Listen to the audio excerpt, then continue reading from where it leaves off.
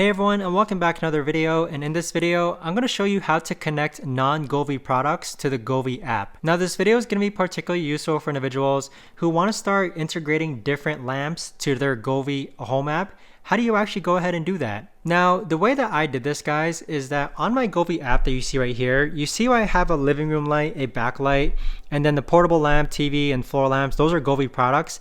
And then I have a guest room light. I've connected my devices to these things called Govee smart plugs, which I'll leave down below in the description.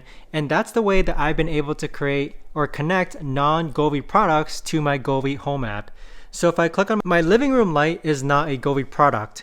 However, it's connected to a Govee smart plug. And so if I click on this living room light, I'll be able to turn on my non-Govee product with the Govee app. So that's the workaround that I use, guys. So if you guys find this helpful, let me know in the comments down below. And if you have a better or easier way to actually do this, let me know down below in the comments as well. But thanks so much for watching, everyone, and I'll see you guys all in the next video.